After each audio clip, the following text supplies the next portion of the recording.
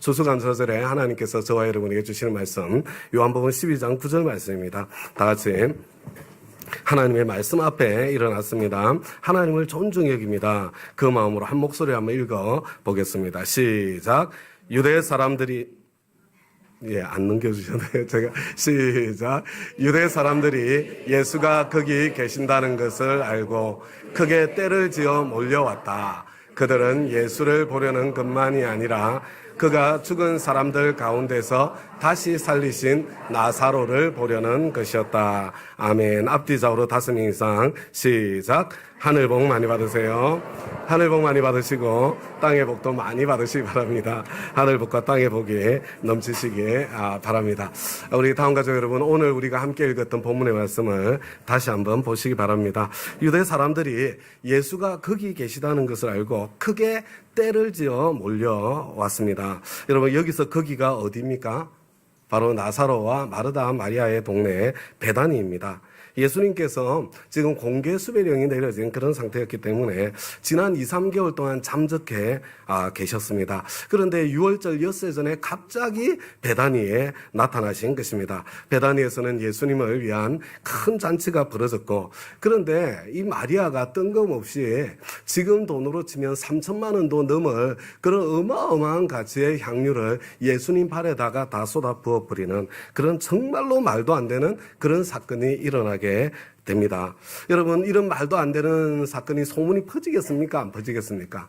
그리고 이 말도 안 되는 사건 소문으로 이렇게 퍼져나갈 때 이걸 설명하려면 마리아의 오빠 죽은 나사로를 다시 살려주신, 그것도 죽은 지 나흘이나 지나서 썩은 냄새까지 풍기는데도 다시 살려주신 그 기적의 이야기를 다시 끄집어내어서 말하지 않을 수 없었을 것입니다. 그러니까 지금 이 마리아의 향유 사건과 더불어서 나사로를 살려주신 그 이야기가 지금 예루살렘으로 막 퍼지고 있는 그런 상황입니다. 지금 예루살렘에서는 6월절 명절을 지키기 위해서 각지에서 사람들이 몰려들고 있는 상황입니다. 그러니까 사람들이 궁금해서 베다니로 크게 떼를 지어 몰려오는 일이 일어난 것입니다. 여러분, 이 사람들 도대체 무엇을 보기 위해서 베다니로 몰려왔을까요? 다음 가족 여러분, 사실 예수님께서 가시는 곳마다 사람들은 언제나 몰려들었습니다. 왜 예수님 계신 곳에 그렇게 사람들은 꾸역꾸역 왜 몰려들었을까요? 여러분, 성경 말씀을 한번 보시기 바랍니다. 그들은 예수님을 보려고 왔습니다. 그런데 그들이 예수님을 보려는 것만이 아니라 죽은 사람 가운데 다시 살리신 나사로를 보려는 것이었다고 이렇게 부연 설명해 주고 있습니다. 그래서 그들이 예수님을 찾아온 진짜 목적은 어쩌면 예수님 그분이 아니라 다른 데 있을 수 있었다는 것을 암시해 주고 있는 것입니다. 우리가 누군가를 찾아갈 때 언제나 목적이 있지 않습니까? 여러분, 예수님 가시는 곳마다 사람들이 많이 따라다녔어요. 여러분, 목적이 무엇이었을 것 같습니까? 여러분, 예수님이 보고 싶어서 따라갔을까요? 아니면 예수님의 능력으로 자신들의 필요를 채우고 싶어서 찾아간 것일까요? 여러분, 예수님을 사랑했어일까요? 아니면 자신들의 필요를 채우려는 목적, 예수님을 이용하려는 목적, 그 목적 때문이었을까요? 다음 가죠, 여러분. 답이 너무나 자명하지 않습니까? 저와 여러분은 어떻습니까? 저와 여러분이 지금 예수님을 찾는, 따라다니는 목적은 여러분 무엇입니까? 여러분, 이렇게 주일마다 여러분 주님 앞에 나와서 예배 드리는 거, 여러분 그렇게 하는 이유가 무엇입니까? 다음 가죠, 여러분. 주님을 사랑하시기 때문입니까? 아니면 나의 필요 때문에 예수님을 이용하려는 목적입니까? 다음 가죠, 여러분. 저와 여러분은 하나님을 속일 수는 없잖아요. 하나님 앞에 솔직해지는 것이 가장 좋습니다. 그런데 위대한 사람, 하나님의 사람 다윗조차도 여러분, 나의 힘이 되신 여호와여, 내가 주님을 사랑합니다, 그렇게 고백하지 않았습니까? 여러분, 다윗조차도 나의 힘이 되신 여호와여, 나의 힘이 되어주시니까 내가 주님을 사랑합니다, 그렇게 고백하지 않았습니까? 인간은 원래 그렇습니다. 여러분, 인간은 원래 뼛속까지 이기적인 존재입니다.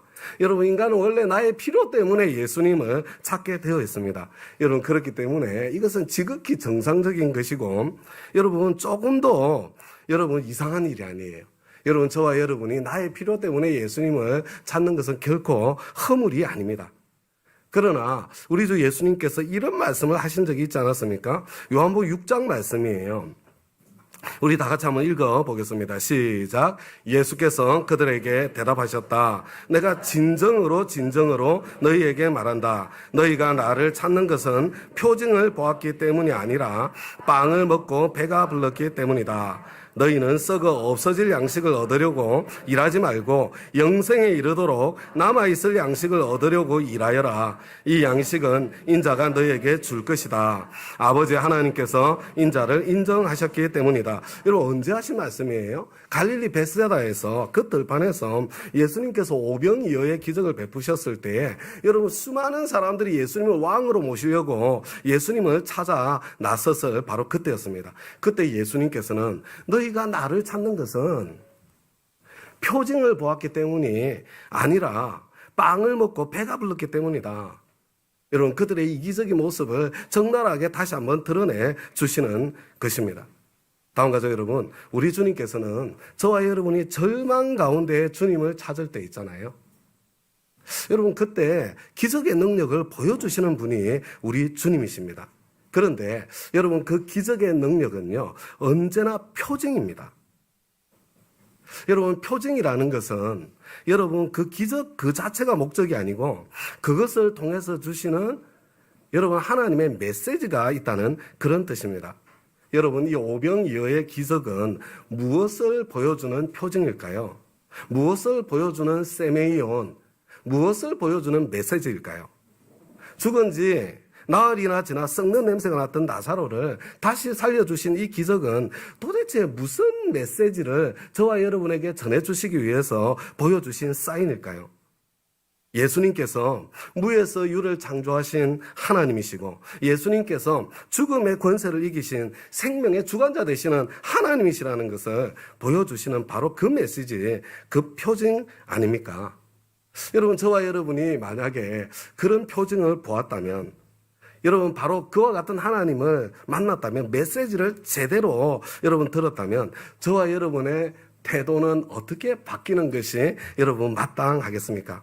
여러분, 지금까지는 나의 절망, 나의 필요, 나의 뜻, 나의 소문 때문에 주님을 찾았다고 하더라도 여러분 그런 숨 넘어가는 순간이 만약에 지났다면 여러분 이제는 주님의 지혜, 주님의 뜻, 주님의 방향, 주님의 소원, 주님의 목적, 여러분 그것이 우선이 되는 것, 여러분 이게 마땅하지 않겠습니까? 여러분, 단지 기적을 경험하는 것, 거기서 끝나서는 안 됩니다. 여러분, 단지 기적을 본 것이 아니라 여러분 표징을 보았다면 이제는 선물을 주시는 주님의 손만 바라볼 것이 아니라 선물을 주시는 그분을 바라보아야 하지 않겠습니까? 다음 가족 여러분, 오늘 추수감사절 감사주일인데요. 선물이 있으면 감사하고 선물이 없으면 원망할 것이 아니라, 여러분, 저와 여러분이 정말로 표징을 보았다면 선물이 있으면 당연히 마땅히 감사해야죠. 선물이 없을 때에는 지금 선물을 주시지 않으시는 주님의 이유, 지금 선물을 주지 않으시는 주님의 이유가 있을 텐데 그 이유가 무엇일지 그것을 한번 생각해 보는 것이 마땅하지 않겠습니까? 여러분, 톨스토이의 단편집에 악마와 빵 한 조각이라는 제목으로 실려있는 러시아 민담이 있습니다. 이 민담이라는 것은 많은 사람이 공감하고 그래서 널리 알려진 이야기 아닙니까? 여기저기 종종 소개되기 때문에 아마 비슷한 이야기를 들어본 분들도 계실 것입니다. 여러분, 옛날 러시아에 가난한 농부가 살았습니다. 이른 새벽에 밭일을 나간 농부는 아침 식사로 빵 한 조각을 준비해서 그것을 나무 밑에 놓아두었습니다. 어느덧 전기질이 끝나고 이제 배가 고프기 시작하자 농부는 나무 밑으로 가서 빵을 찾기 시작했습니다. 그런데 이상하게도 그 빵이 깜짝같이 사라지고 없었습니다. 아무리 찾아도 빵이 보이지 않자 농부는 맹물로 허기를 달래면서 이렇게 말했습니다. 할 수 없구나. 한 끼 굶는다고 죽는 건 아니지. 누구든지 그 빵이 정말로 필요했으니까 가져갔겠지. 그 사람이라도 잘 먹고 배가 불렀으면 좋겠군. 여러분, 그런데 이 가난한 농부의 빵을 훔친 자는 바로 악마였습니다. 악마는 농부가 죄를 짓게 만들려고 빵을 훔쳤는데 이 가난한 농부가 빵 도둑에게 욕을 퍼붓기는커녕 오히려 축복을 하면서 자기의 허기를 달랠 뿐인 모습을 보고 이 악마는 당황하게 되었어요. 그리고 이 일로 대장 악마에게 야단까지 맞게 되었습니다. 악마다운 지혜가 부족했다는 대장 악마의 꾸지람에, 그래서 이번에는 다른 술책을 이렇게 열심히 찾아서 시도를 했습니다. 악마는 농부의 빵을 훔치는 대신에 농부의 빵을 늘려주기로 그렇게 작정했습니다. 농부의 부지런한 하인으로 숨어 들어간 악마는 홍수가 들 것 같은 해에는 높은 지대에 씨를 뿌리라고 미리 가르쳐주고, 가뭄이 들 것 같은 해에는 습지에다가 씨를 뿌리라고 가르쳐 주었습니다. 이렇게 해서 농부는 해마다 예전보다 훨씬 더 많은 곡식을 수확하게 되었습니다. 풍요로운 수확으로 곡식이 남아 돌자 악마는 그것으로 술을 만드는 방법을 알려주었습니다. 허기를 달래주던 양식이, 일용할 양식이 이제는 쾌락을 위한 도구로 바뀌기 시작한 것입니다. 술이 생기자 농부는 친구들을 불러들여서 먹고 마시며 놀았습니다. 이 술 친구들은 처음에는 여우처럼 서로 좋아하며 알랑거렸지만 곧 늑대처럼 변해서 서로에게 싸납고 거칠게 되어 들었습니다. 마침내 술자리가 끝날 즈음에는 인간의 모습은 사라지고 다 돼지 같은 그런 모습으로 변해서 여기저기 흘리고 토하고 소리치는 지저분한 짐승이 되어 있었습니다. 이 모습을 본 대장 악마는 몹시 흡족해 했습니다. 도대체 술에다가 어떤 묘약을, 악마의 묘약을 집어넣었길래 그토록 착하던 농부가 저처럼 짐승이 되었느냐고 그렇게 물었습니다. 악마의 대답은 아주 간단했습니다. 제가 한 일이라곤 농부에게 필요한 양보다 더 많은 수확을 준 것밖에 없습니다. 짐승의 피는 항상 인간 속에 있으니까요. 인간에게 꼭 필요한 양밖에 없을 때까지는 그 짐승은 잘 묶여 있지요. 하지만 필요를 넘어 남아 돌기 시작하면 인간은 거기서 쾌락을 찾아낼 방법을 찾기 시작합니다. 그래서 제가 술이라는 쾌락을 알려주었죠. 하나님이 주신 선한 선물을 자신을 위한 쾌락으로 쓰기 시작하자마자 그동안 묶여있던 여우와 늑대와 돼지의 피가 다 뛰쳐나온 거지요. 다음 가족 여러분, 선물을 주시는 주님의 손만 바라보고 하나님의 은혜의 선물 속에 여러분 담겨있는 그 표징을 볼 줄 모르면 여러분 감사는 점점 사라지고 불평, 불만, 원망만 남게 될 것입니다. 다음 가족 여러분 한번 생각해 보세요. 죽은 지 나흘이 지났음에도 예수님의 기적적인 능력으로 다시 살아났던 그 나사로요. 그 나사로는 그 뒤에 어떻게 되었을까요? 여러분 다시 병들고 다시 죽지 않았겠습니까?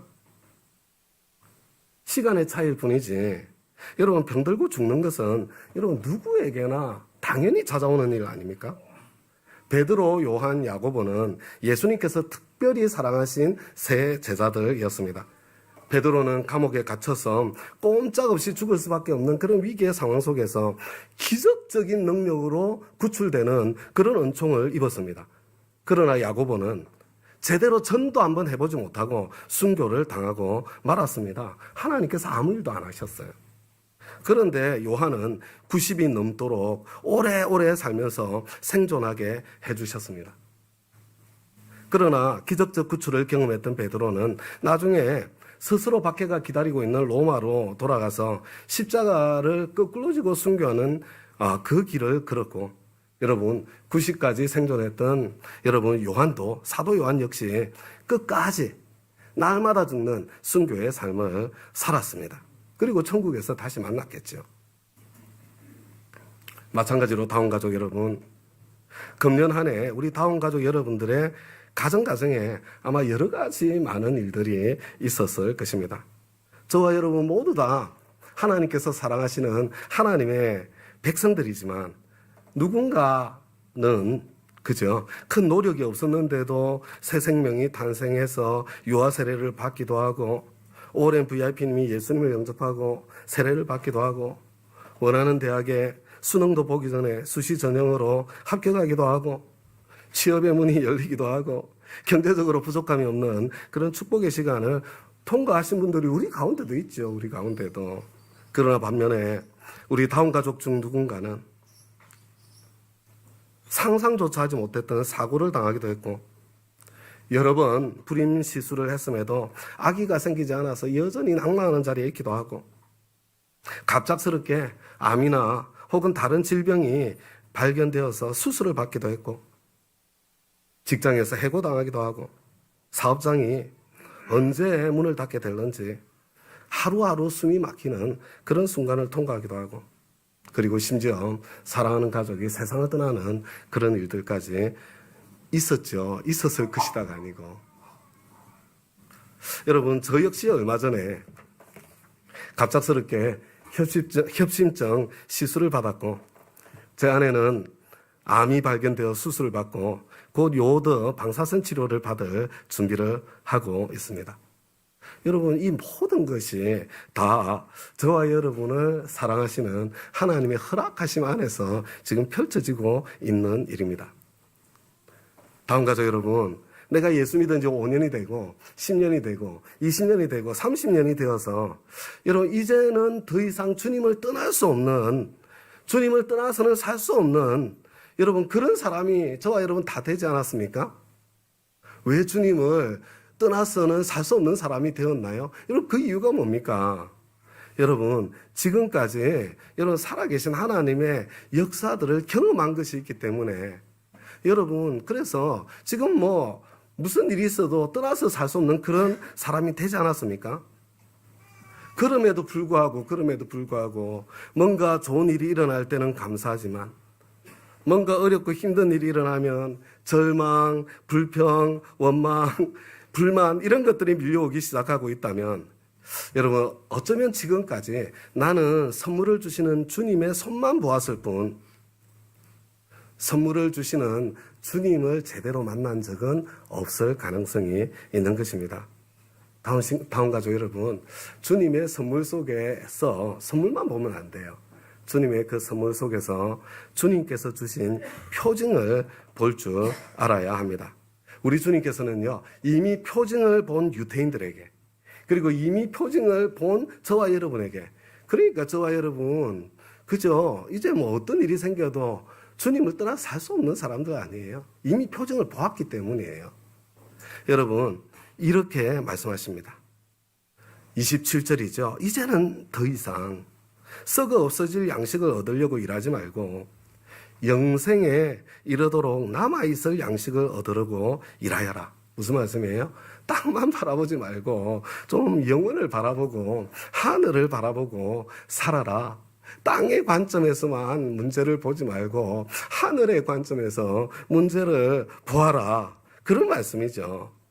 저와 여러분도 그들이 그랬던 것처럼 우리 주님께 질문하고 싶지 않습니까? 우리가 무엇을 하여야 하나님의 일을 하는 것이 됩니까? 어떻게 사는 것이 땅만 바라보지 않고 영원을 바라보고 하늘을 바라보고 사는 삶입니까? 이런 질문이죠. 여러분, 예수님께서 대답하십니다. 하나님께서 보내신 일을 믿는 것이 곧 하나님의 일이다. 어떤 상황 속에서건 하나님께서 보내신 일을 믿는 것이 곧 하나님의 일이다. 내 눈앞에 펼쳐지는 상황이 어떠하든 어떤 상황 속에서도 하나님을 믿어드리는 거예요. 여러분 어떤 상황 속에도 예수님을 믿어드리는 것, 이게 바로 하나님의 일입니다. 이게 여러분 하늘을 바라보고 영원을 바라보고 사는 삶의 방식입니다. 여러분 없는 것, 아직 주시지 않은 것에 초조해하고 불안해하고 근심걱정 염려로 사는 것이 아니라 아직 주시지 않은 것에는 주님의 선하신 여러분 뜻과 목적이 있다는 것을 믿고 여러분 마치 이 롤러코스터 타는 것처럼요. 안 죽잖아요. 안전하다니까요. 아직 주지 않으시는 주님의 선하신 뜻과 목적이 있다는 것을 믿고 지금의 문제는 어떻게 해요? 주님께 기도로 맡겨버리고 여러분, 가장 좋을 때에 틀림없이 주실 그 주님을, 하나님을 믿어드리면서 미리 감사하면서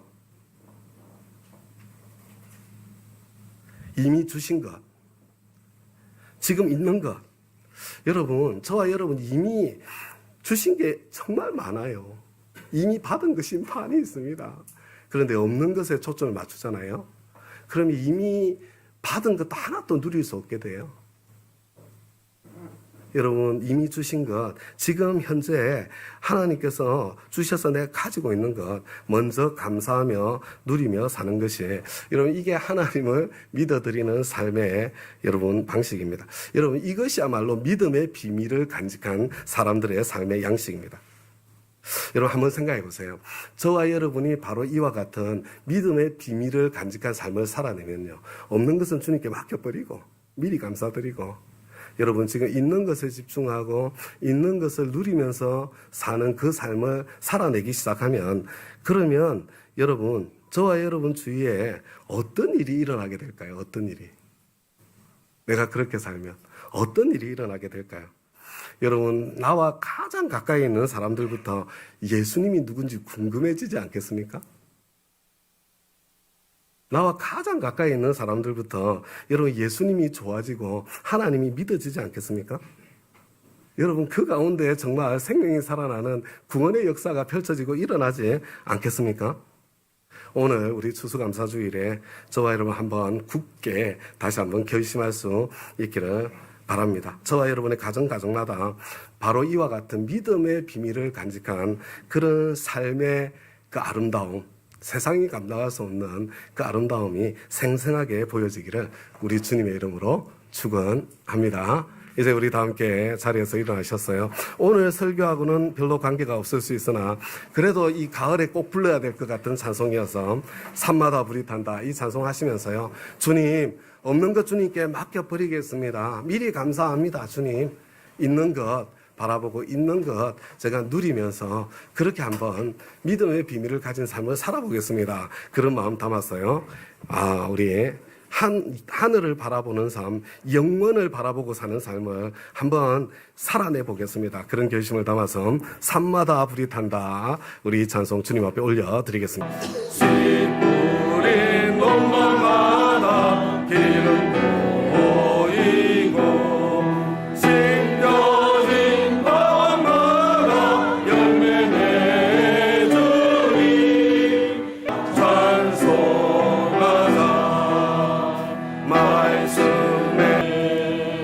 이제 삶의 예배를 드리기 위해 각자의 가정으로, 학교로, 일터로, 우리 동네로, 그리고 세상을 향해 힘차게 나아가겠습니다.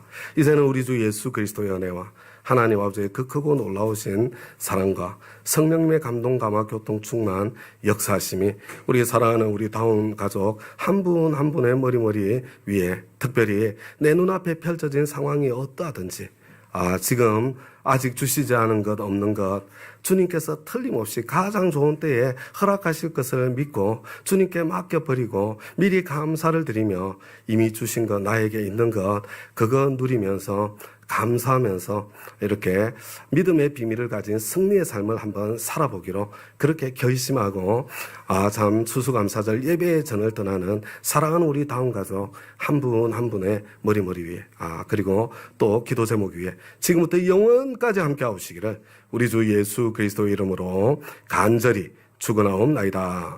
아멘.